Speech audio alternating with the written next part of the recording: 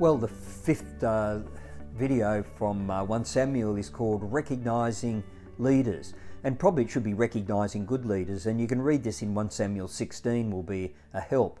So David eventually becomes king, becomes a leader before he had received the title.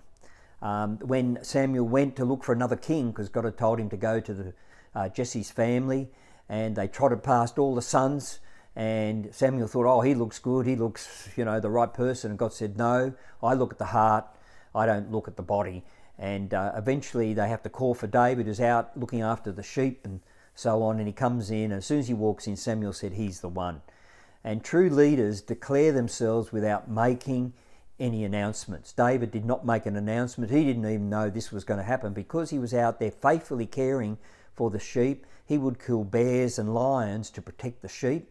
And he was faithful in that. God saw his heart and his relationship and his communication with God while he was out there amongst the rocks and the sticks and everything else. And we can make mistakes in selecting a leader by, number one, looking at their looks. And you can see that in verses 6 and 7 of chapter 16. Number two, by promoting from the past. Well, these people have been here, and they've done this job somewhere else, or they've been doing other jobs. They could do this job and run the business. But often people get promoted past where they are capable of, and we need to really look at their past and other than a show they may have been putting on, have they genuinely been leading people? And we should promote slowly but effectively on the journey. Number three, what they call the pecking order in verses 8 to 10. They were the first one in the company, they get the promotion. And I had that in advertising. I made it clear in the department I was running that just because you've been here longer, you will not necessarily be promoted. It's the person I believe has the right heart and strength, ability for the job to get promoted. And one day I promoted someone, and someone came to me and said, well, I felt I should get that because I've been here longer than they have. And I said, I've always made it clear that it's not based on pecking order or how long you've been here. It's the right person for the right job. And they got over that and they moved on, and eventually they did get promoted because it was a check in their spirit to actually realise they need to be doing more to be moved along. And number four, age and tenure over ability. And often we will promote people because we're going to upset them if we don't.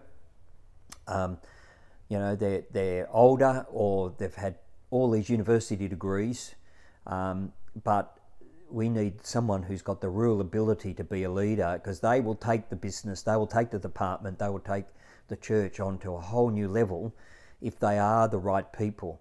So the question is, as a leader now, are you attractive? Or even if you're running a department or further down the list and you want to come up the list, are you attractive?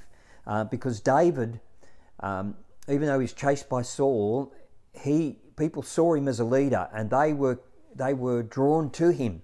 In fact, he got 400 renegade, all these type of warriors and guys who came, and they knit together and became a powerful force and had enormous victories. And you can read that in 1 Samuel 22. And he attracted these guys. They just came to him. He didn't pursue them. They became loyal to him as a leader, and he became a powerful force against anyone. Greater numbers, more power than what he may have had as a group, but they were able to conquer them because they worked as a group. And David worked alongside them, he encouraged them, and he turned them into a powerful force. He turned them from losers into winners. And I've seen that in all the businesses I've been involved in. They get the right people, and you input into them, you encourage them, and they become winners. And many of these own their own businesses today and are leaders in their field.